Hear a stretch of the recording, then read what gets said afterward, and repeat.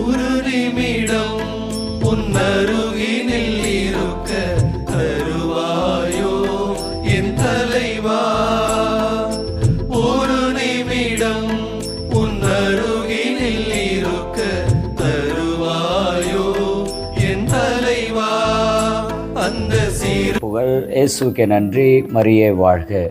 ஒரு நிமிடம் இயேசுவின் அருகில் அமர்ந்த இறைவார்த்தை கேட்க அழைக்கப்பட்டிருக்கிற அன்பு இறை மக்களே, ஆண்டவருக்கு நன்றி செலுத்துவோம். Praise the lord. ஹல்லேலூயா.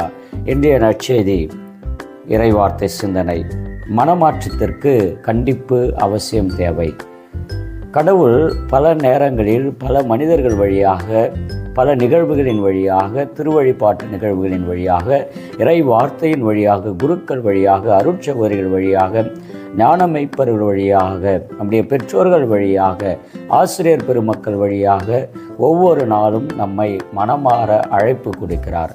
அவ்வாறு தான் பல நிகழ்வுகளில் பல அற்புதங்கள் அதிசயங்கள் வழியாக கொராசி நகருக்கு, பெத்சாய்தா நகருக்கு, கப்பர்நாகும் நகருக்கு அவர் மனம் மாறுவதற்கு அழைப்பு கொடுக்கிறார். அந்த அழைப்பை ஏற்றுக்கொள்ளாத போது அவர்களை தண்டிக்க அல்லது கண்டிக்க எச்சரிக்கை விடுகின்றார்.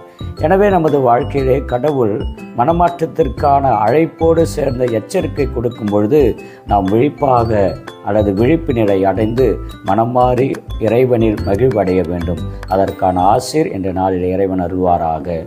ஆமேன். Price the lord. ஹல்லேலூயா.